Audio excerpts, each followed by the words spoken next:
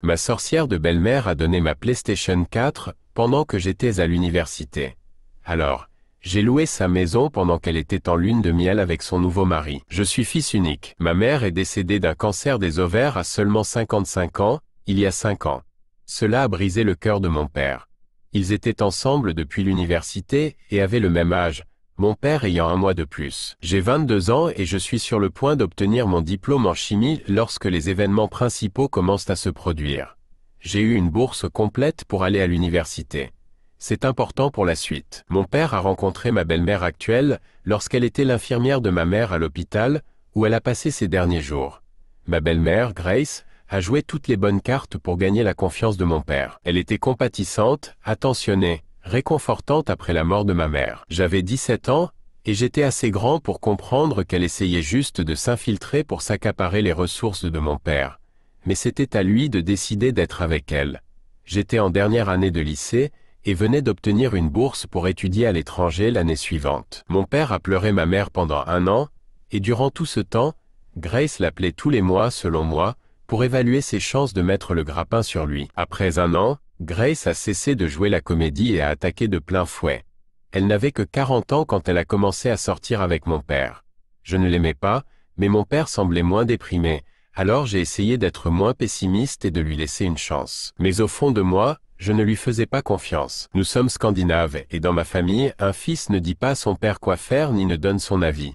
Si vous vous demandez, Grace est tchèque. Mon père était un banquier très prospère, et avait accumulé une belle fortune. Je vous passe les détails, mais après 6 mois de relation, Grace et mon père se sont mariés. Mon père ne s'est jamais vraiment remis de la mort de ma mère, et il s'affaiblissait, bien qu'il n'ait que 57 ans. Sa santé déclinant, il m'a appelé et m'a demandé « Fiston, de quoi as-tu besoin pour bien démarrer dans la vie ?» Je lui ai dit que je n'avais besoin de rien, que j'étais un homme et pouvais m'occuper de moi-même. « Mais pourquoi tu me demandes ça, papa? Tu as encore des décennies devant toi. » Je lui ai rappelé qu'il avait des sœurs et des neveux, mes tantes et cousins.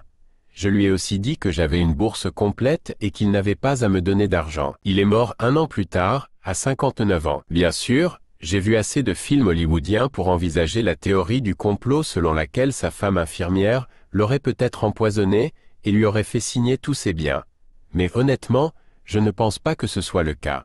D'autres membres de la famille n'aimaient pas Grace non plus, mais ils savaient que mon père était fou amoureux de ma mère et que sa mort l'avait totalement détruit. Bref, mon père m'a légué sa maison de 5 chambres, même si je ne m'y attendais pas et que je ne l'avais pas demandé. Il a donné une petite somme à ses sœurs et leurs enfants. Il a laissé environ 80% de son argent à Grace, soit plusieurs centaines de milliers de dollars. Mon père, toujours trop généreux, m'a tout de même laissé plusieurs dizaines de milliers de dollars, ce qui m'a bien aidé. Grace a essayé de faire bonne figure. Mais je voyais bien qu'elle était furieuse de ne pas avoir eu la maison. Elle m'appartenait légalement, et j'avais les papiers pour le prouver. Elle était surtout enragée car nous vivons dans un quartier extrêmement chic et recherché, où les maisons se vendent très cher. Here's your story translated into French, keeping the tone and length the same. Dégueu. Elle est quand même restée dans la maison, car en 3 ans elle avait pris l'habitude d'y vivre et d'agir comme si elle en était la propriétaire. Et bien que je sois légalement le propriétaire, j'étais toujours à l'université et ne venais que tous les 2 mois voir la maison de mon père, et encore, ce n'était pas pour voir Grace, mais mes cousins qui habitaient à quelques kilomètres. Je minimisais le fait que la maison m'appartenait vraiment, et au fil des mois, Grace a dû peu à peu oublier qu'elle n'avait en réalité aucun droit légal dessus. Elle pensait probablement qu'un jour ou l'autre, comme je ne lui réclamais pas un centime des centaines de milliers de dollars que mon père lui avait laissés, j'étais indépendant financièrement et que je finirais par lui céder la maison. Je savais que j'allais finir par atomiser cette garce quand elle a commencé à fréquenter un nouveau type seulement 5 mois après que mon père ait été enterré.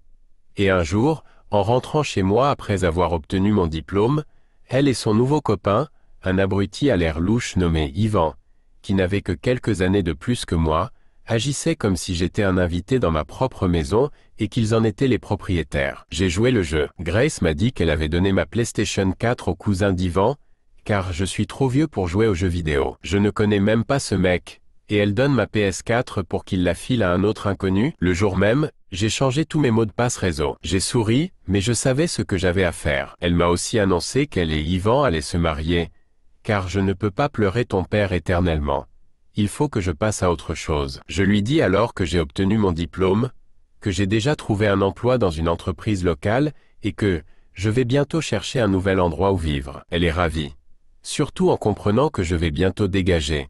Puis, d'un ton condescendant, elle me dit « Tu auras toujours une place dans notre maison, tu es le bienvenu quand tu veux. » Merci Grace, vraiment généreux de ta part. Ce que je dis vraiment, c'est que je devrais avoir un nouvel appartement dans 3 mois. Elle trouve ça merveilleux, car elle compte retourner dans son pays natal pour son mariage avec Ivan et partir en lune de miel juste après. Elle me rassure en me disant que c'est une petite cérémonie locale. Sinon, je t'aurais invité, chérie. Et puis, de toute façon, je sais que tu es très occupée. Je la félicite. Puis, elle me demande si je peux garder la maison pour elle. Garder ma propre maison, bien sûr. Ce que je dis vraiment, c'est que je vais bien sûr m'occuper de la maison. Je fais bien attention à ne jamais dire ta maison. Dès qu'elle et son abruti de fiancé, qui, j'en suis sûr à 100% est juste là pour l'argent de Grace, partent en voyage, je mets immédiatement des annonces sur des sites de location pour mettre ma maison en bail. Je fais venir des déménageurs pour emballer toutes les affaires de Grace et les stocker dans un garde-meuble.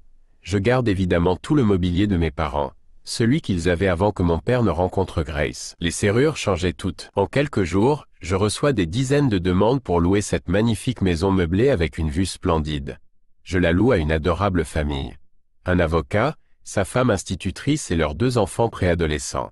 Ils me paient le premier et le dernier mois de loyer et signent un bail d'1 an.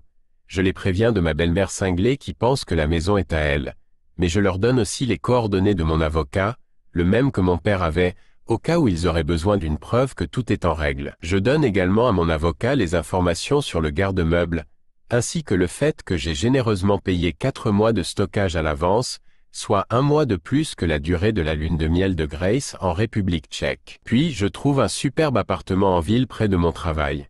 Là-bas, je rencontre une femme dans un restaurant où j'ai l'habitude d'aller le soir après une longue journée.